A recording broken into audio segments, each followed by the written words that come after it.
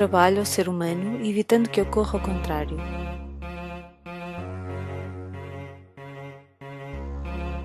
O termo ergonomia deriva das palavras gregas ergon, trabalho, e nomos, regras.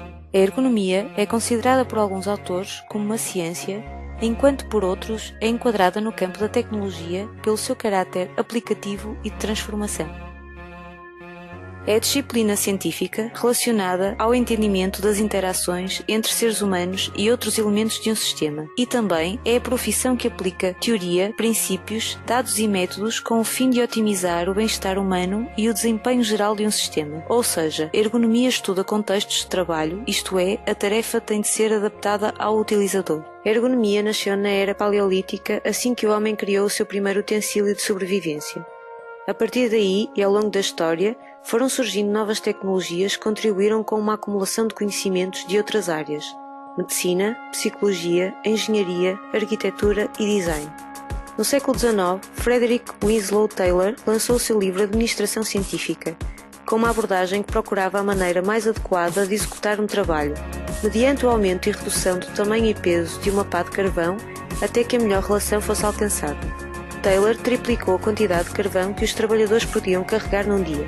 No início dos anos 1900, Frank Bunker Gilbreth e a sua esposa Lillian expandiram os métodos de Taylor para desenvolver estudos de tempos e movimentos, o que ajudou a melhorar a eficiência, eliminando passos e ações desnecessárias. Nasceu então um objetivo comum: o conforto.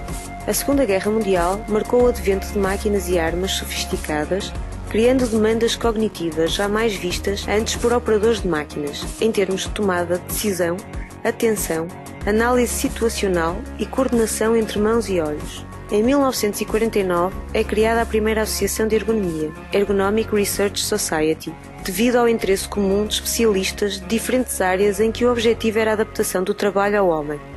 E foi a partir daí que a ergonomia se desenvolveu noutros países industrializados e em vias de desenvolvimento. Nas décadas seguintes à guerra, e até hoje, a ergonomia continua a desenvolver-se e a diversificar-se. A era da informação chegou ao campo da interação homem-computador. Em Portugal, a ergonomia surgiu no ano de 1987, com a introdução de um curso no Instituto Superior de Educação Física, a atual Faculdade de Motricidade Humana. A ergonomia é constituída por diversas disciplinas: psicologia, fisiologia, psicofisiologia, sociologia, psicossociologia, engenharia, medicina do trabalho. A cognição trata da ergonomia dos aspectos mentais da atividade de trabalho de pessoas e indivíduos, homens e mulheres, conjunto de atividades e processos pelos quais um organismo adquire informação e desenvolve conhecimentos. Ergonomia cognitiva refere-se aos processos mentais, tais como percepção, memória, raciocínio e resposta motora, conforme afetam as interações entre seres humanos e outros elementos de um sistema. Tem como objetivo transpor o conhecimento sobre o comportamento humano para o projeto de sistemas compatíveis com a capacidade dos seres humanos. A ergonomia cognitiva subdivide-se em dois campos: a cognição individual e a cognição coletiva ou social. Cognição individual: estudos sobre o raciocínio e tomada de decisão que têm serventia na elaboração de procedimentos e normas operacionais. Cognição coletiva: sistemas de interconexão de múltiplos agentes. A ergonomia cognitiva permite esclarecer quanto à articulação dos processos mentais e à aquisição de conhecimento dos seres humanos, face às situações de resolução de problemas. Designers já têm utilizado este estudo para a criação de produtos que se focalizam no emocional dos consumidores para a sua inserção no mercado, estimulando o seu consumo. Memória: processo de armazenamento de informações para o seu uso posterior, relacionado com o desenvolvimento cognitivo do ser humano, relacionado com a capacidade de processamento da informação. Pensar é processar a informação. Codificação: modo como o ser humano transforma os inputs físicos sensoriais numa representação que pode ser colocada na memória. Armazenamento: modo como o ser humano mantém a codificação armazenada na memória. Recuperação: modo como o ser humano acede às informações armazenadas na memória. Tipos de memória: sensorial, curto prazo, longo prazo, memória declarativa. Dentro da declarativa temos a autobiográfica e a associativa. Episódica, semântica, procedimental. Percepção é a função cerebral que atribui significado a estímulos sensoriais, a partir do histórico de vivências passadas. Os processos perceptivos são inconscientes. A percepção é direta ou indireta. A percepção é discriminativa e constante ou altamente condicionada. Através da percepção, o indivíduo organiza e interpreta as suas impressões sensoriais para atribuir significado ao seu meio.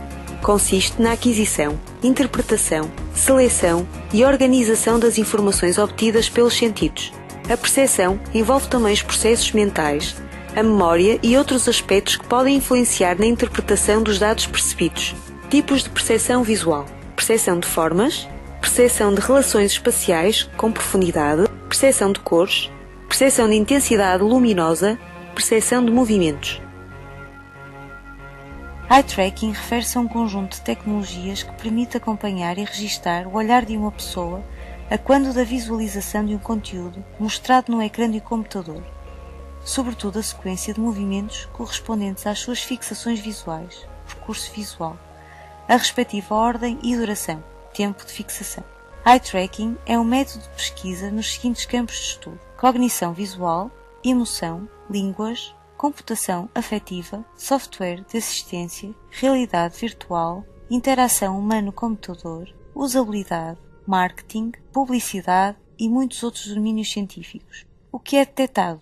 Direção e ponto de focagem do olhar, detecção da presença do olhar, posição do olhar em tempo real, proximidade da córnea. Através da tecnologia Eye Tracking, desenvolvemos um projeto com o intuito de verificar de que forma as pessoas exploram uma imagem e assim quais os elementos que mais se destacam nesta. A partir da arte de Salvador Dalí, desenvolvemos um estudo no qual 24 pessoas se disponibilizaram para contemplar 3 quadros deste artista. De acordo com as informações que lhes foram expostas, analisamos e tiramos conclusões a partir dos movimentos e fixações dos olhares dos participantes. Percebemos que quando as pessoas exploram um quadro do qual desconhecem o título, o seu panorama visual é diferente de quando têm essa informação. Sem o conhecimento do título do quadro, este nem sempre é perfeitamente compreendido e explorado. Caso saibamos o título, é mais provável encontrar o que procuramos, ou seja, o propósito da obra. De qualquer forma, a contemplação dos quadros decorre de forma semelhante. O canto superior esquerdo e o centro da imagem são os primeiros locais nos quais há fixações do olhar.